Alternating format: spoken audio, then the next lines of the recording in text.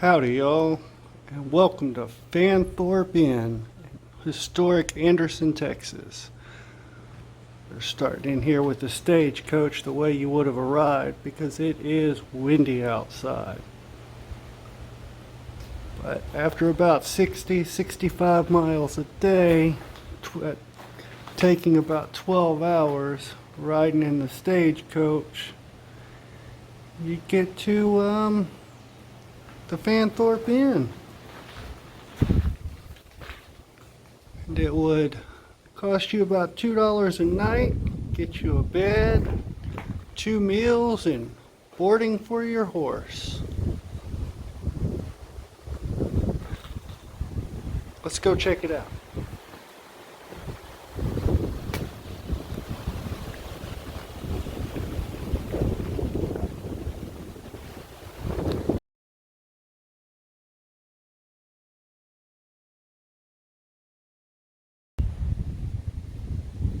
Place was many things: a house, the Anderson post office, and a boarding house on 2,800 acres.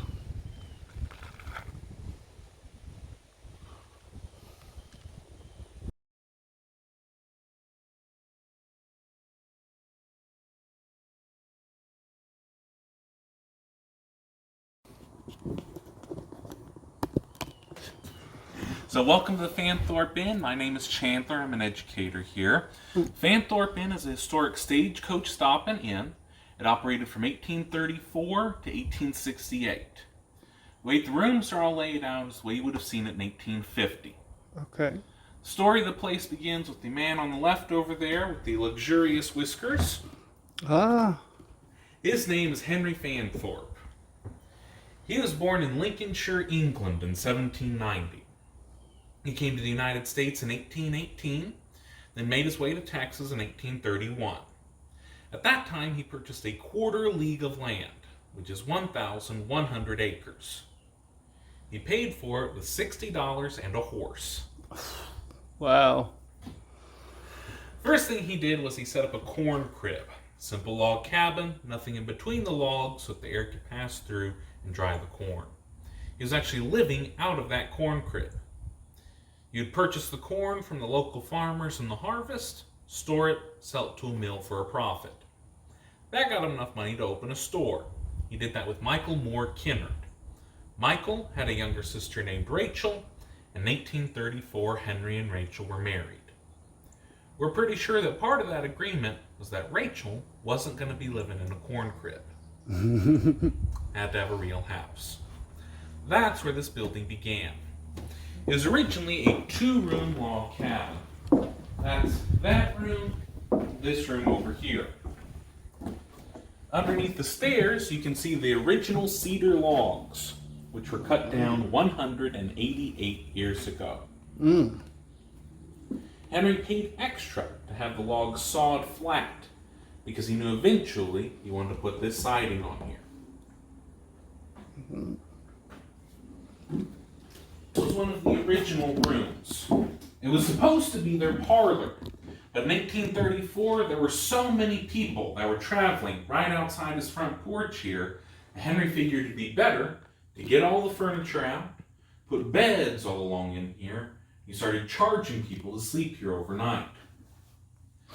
The reason there were so many people traveling right outside his front porch is because that road out there, Main Street, was at one time one of the busiest highways in Texas. La Bahia Road? La Bahia Trail. So it ran from Goliad to Natchitoches, Louisiana. One of the main ways people were coming into Texas. So Henry started letting this room out overnight, and he started making a lot of money. So much money that in 1840 he was able to add on, with the second story of these 2 rooms. 1850 he added on again, with the dining hall and the 7 hotel rooms above that. 1854 he was making so much money he built a whole nother wing, 2 stories, 16 hotel rooms, bringing the total here to 32. Wow. That last wing sadly doesn't exist today. All these additions allowed this room to be used for its original purpose as the parlor. This was the main entertaining area for all the guests of the inn. Pretty quickly, Henry got a contract with the stagecoach to make this a stop where they could switch out drivers and horses. While that was happening, the passengers could get out, stretch their legs, come in here. Henry was known as one of the great hosts of the area. He had the finest wine, liquor, tea, tobacco, coffee, anything you could want available for purchase. Stagecoach also carried the mail, so he figured, might as well make this first post office too. So now you have all the people going down the road by themselves, and all the stagecoach passengers, and all the locals coming here waiting for their mail. While they're here, might as well have a drink and a smoke. He is becoming a very wealthy man. We have a couple original items in here. This table is original. It was in this room 170 years ago. Nice. You can just imagine the sorts of games and discussions and arguments that played around that table. Wow. The clock on the mantle is also original. Henry was actually taxed extra for having that clock in this house. Really? It was a luxury item. Ah. If you had enough money to afford a clock, you had enough money to pay more in taxes. Okay. Around the room, you can see different newspapers strewn about. Mm. The newspapers could travel in the mail for free. No postage was needed. So news from all around the world could find its way here. Just might be a few months old by the time it got here. Back then, not everyone knew how to read. So a lot of times the situation would play out like this picture shows, where one man would read the news to everyone gathered in this room. Since these two rooms were built in 1834, they've been in 4 different countries without ever moving. Mm-hmm. 1834, this was Mexico. Right. Then the Republic of Texas, the United States, the Confederacy, and back to the United States. All the news that played out over those 30 years could have been heard for the first time for many people in this very room.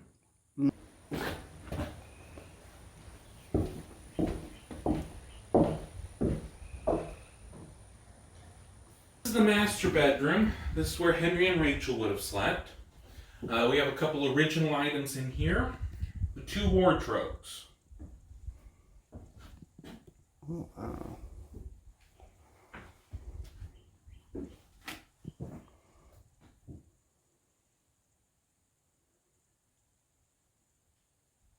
And the washstand in the corner.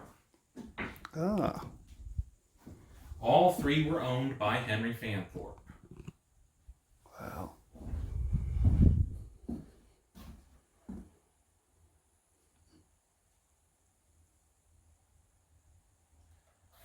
The room through there is the stagecoach office and the post office. Ah.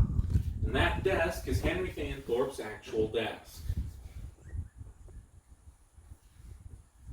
You can see there's a door to the left, so that people did not have to walk through the bedroom to pick up their mail. It's a little odd to have the post office set up like this, but very convenient for Henry. The stagecoaches are running at all hours of the day. Some of them would leave at 4 o'clock in the morning. Some of them would arrive at 11 o'clock at night. As they would come into town, they would have a horn that they would blast for how many people they were carrying. That would allow Henry to get out of bed, check them all in, go right back to sleep. Ah. Henry was the postmaster here for most of the time that Texas was a republic. Back then, people did not pay for their mail with stamps. Instead, the recipient purchased their mail. If you had the option of buying your mail, how much of it would you buy? Right. Same back then. In fact, they would figure out all sorts of ways of skirting around paying for the mail. They would send the letters with different color borders, with different color sealing wax on there that meant different things. A lot of times a black border meant someone had passed away. So the person here could pick up their letter, see who it's from, see the border around there, get all the information they need, hand it back and not pay for it. Oh. That left Henry literally holding the bag on tons of mail that people were not buying. He figured out, always figuring out, a better way to make money is if he's not the postmaster. Someone else has that job. But the post office is still on his property. So he charged the government rent to have the post office on his property. Smart. Huh.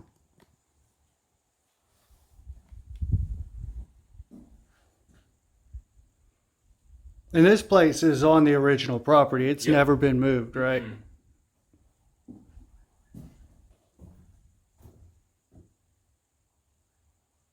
Wow.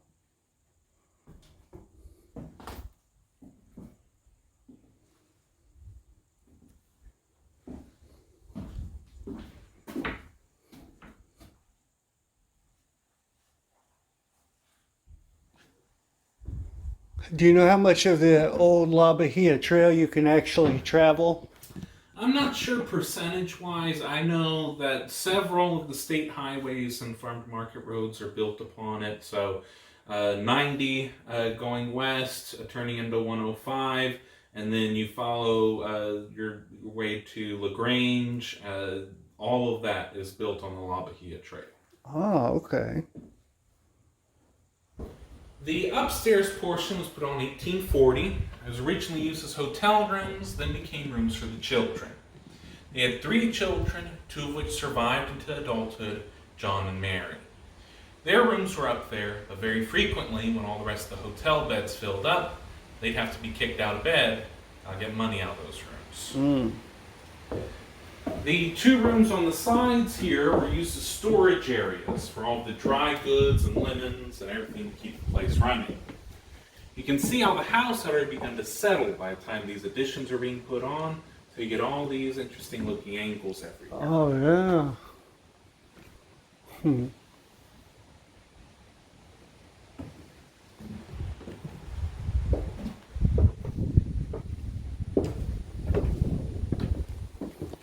This last edition was put on in 1850. If you like, you can climb up the stairs here and take a look at the hotel rooms.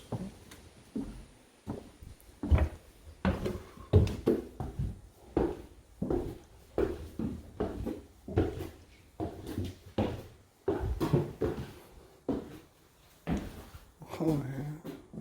The first room on your left is room number 7. That is the common room. For $1, that got you a spot in one of those beds. Not the whole bed. You'd have to share. Oh.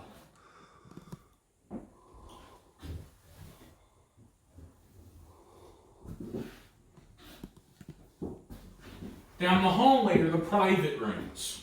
They were $1.50. So if you had that 50 cents, you were going to spend it.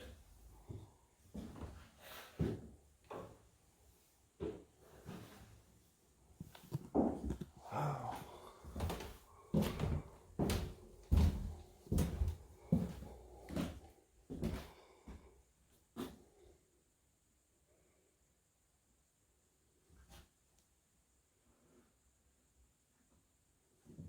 The last room on the left is room number 3. That is Sam Houston's room. Oh. Sam Houston was a frequent guest here. We can confirm that he stayed here 13 times, and we think it's even more than that. They were such good friends that Houston gave Fanthorp a silver-tipped cane and a silver pocket watch, which are on display at Washington on the brasses. Okay, I saw those yesterday. Mm-hmm.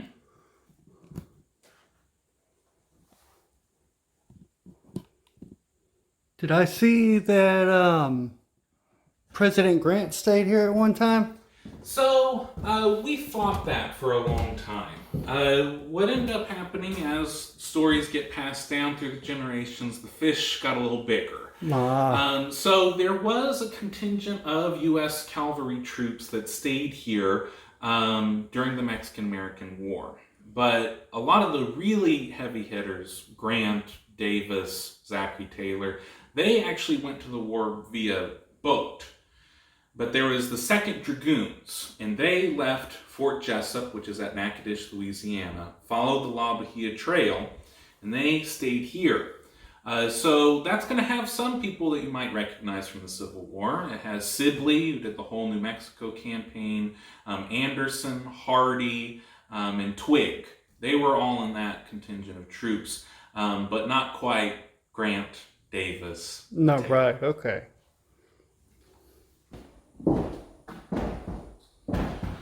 There are a few other notable guests that we can confirm stayed here. Dr. Anson Jones, the last president of Texas, he stayed here. Actually co-founded a college here in Anderson with Henry Fanthorp. The last vice president of Texas, Kenneth Anderson, he stayed here and he passed away here. Oh, really? He's buried in the cemetery across the street. They changed the name of this town to Anderson in his honor. Part of your $1 or $1.50 got you 2 meals in here. This inn was described by one guest as being one of the finest inns in the South.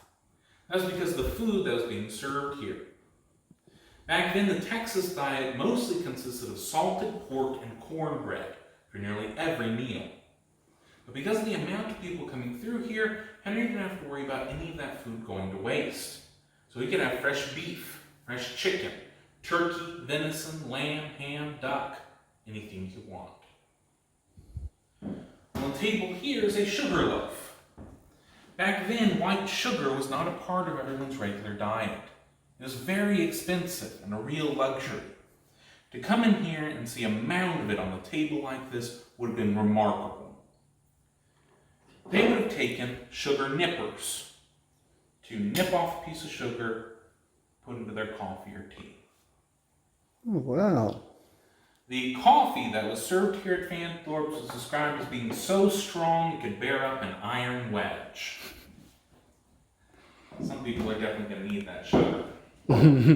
It's my kind of coffee. Over the top, we have what are called punkas or shoe flies. He would have an enslaved child who would stand here and operate the device while people were eating. Now, hopefully keep the flies away from the food and provide a little bit of breeze in the hot Texas summers. These punkas are the original ones that were in this room in 1850. Oh, wow. That's wild.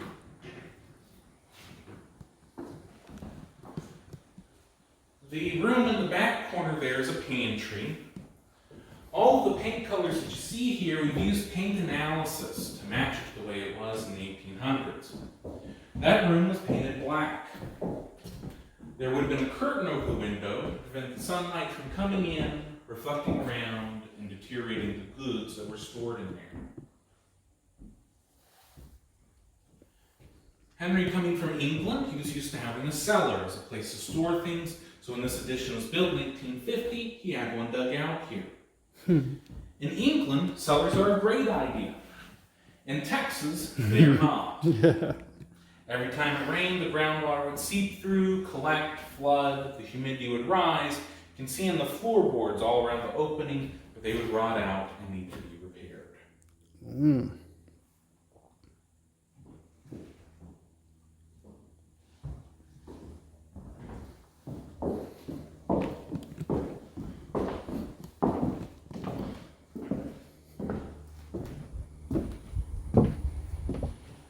Out here we have the original foundation to the kitchen. The kitchen was a separate building, kept away from the home, mostly because of the heat and the smoke. You don't need a fire going on inside your house in August.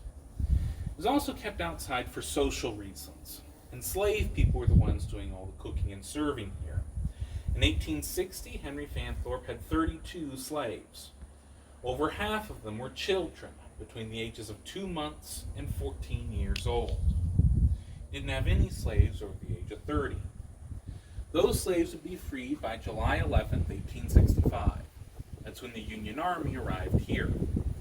We have records showing that by that date he had freed his slaves, and on that date he signed a loyalty oath to the United States and applied for a presidential pardon for any role he had in supporting the Confederacy. He was granted that pardon by President Andrew Johnson in September of 1865. Henry lived another 2 years, and then he passed away on October 31st of 1867. There was a yellow fever epidemic that ravaged Texas at that time. He succumbed to the disease, and his wife Rachel died 2 days later, also from yellow fever. Mm. That left everything to their daughter Mary. She kept it running as an inn for 1 more year, and then closed it to be a private family home. And it stayed in family hands for the next 110 years, Wow. until it was sold to the state of Texas in 1977. Wow. Hmm. And right across the street, we've got the Fanthorp Cemetery. You know we have to go check that out.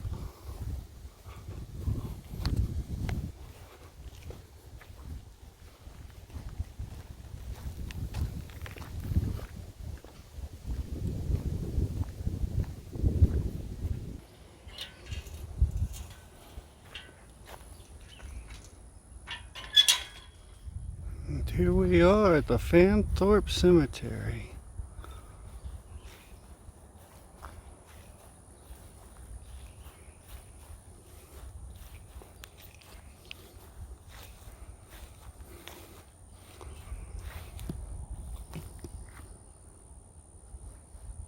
(2014), so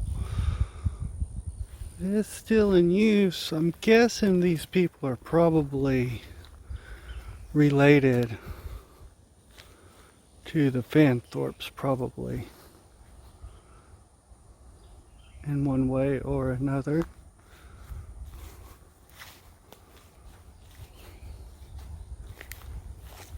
McDonald.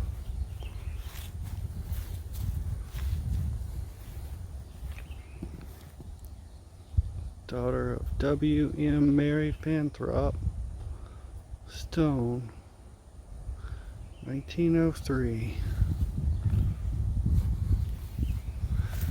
Major W.M.M. Stone, Mary Fanthorp.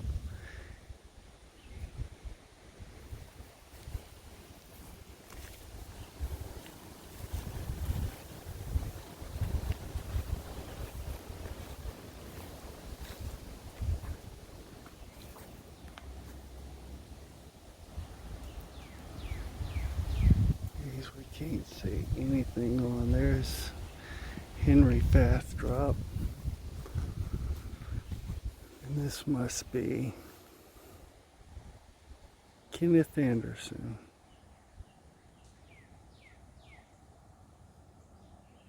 Last vice president of the Republic of Texas, who died right over in the Fanthorp Inn. Don't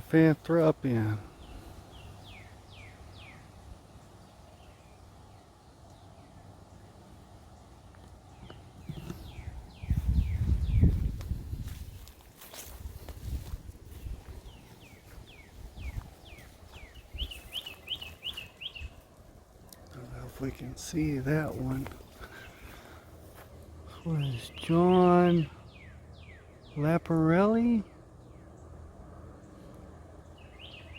I could see that a second ago when the sun was out. Something 23rd, 1855.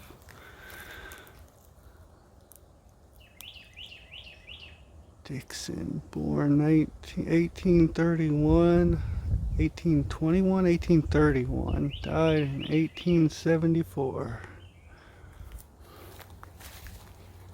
Well, this is one of the older cemeteries.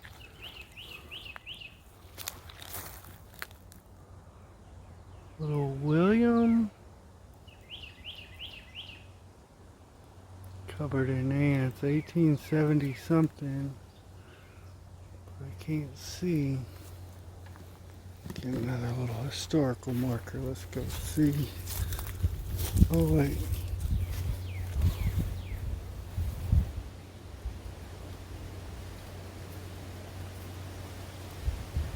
This must have been his wife and where she's buried. Born in Tennessee.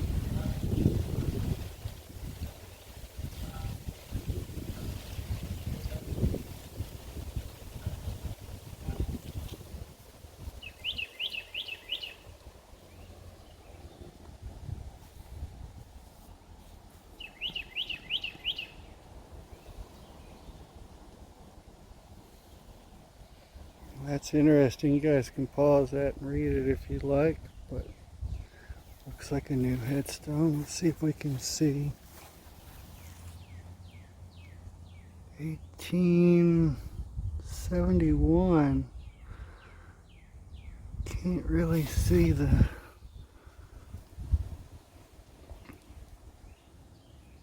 Kinaparo.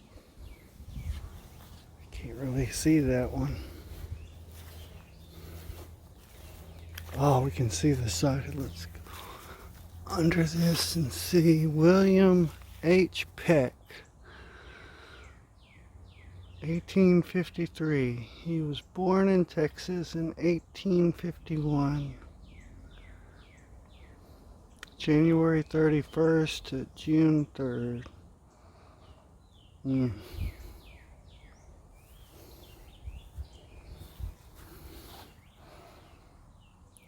Sarah E. Cannot read the date on that one at all.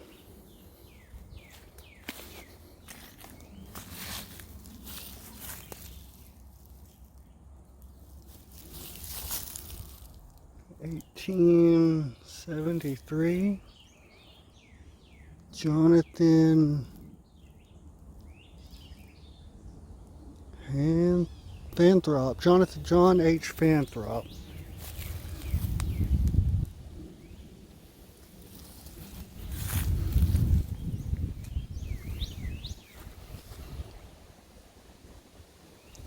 Rebecca Moore,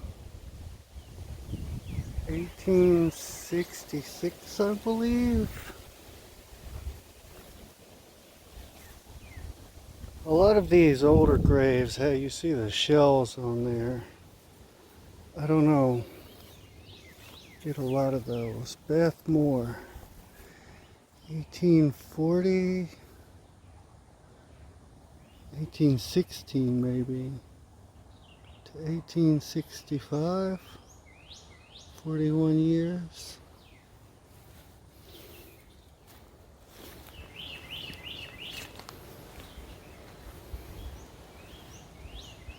Rachel Fanthorp. I think we saw this Henry Fanthorp, 1867.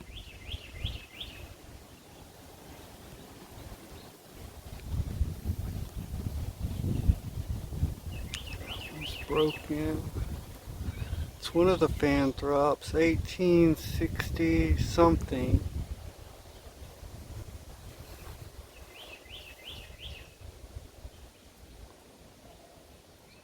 None knew her but to love her. Burr-Marie, 1890.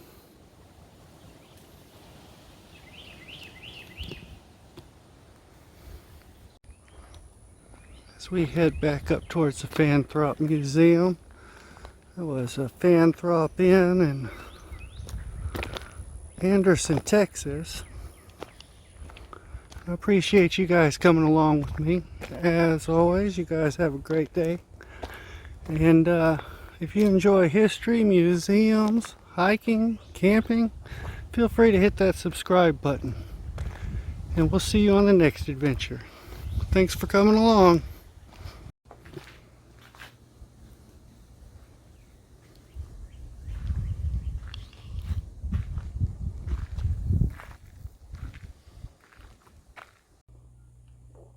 I'd like to thank that gentleman. He was very informative.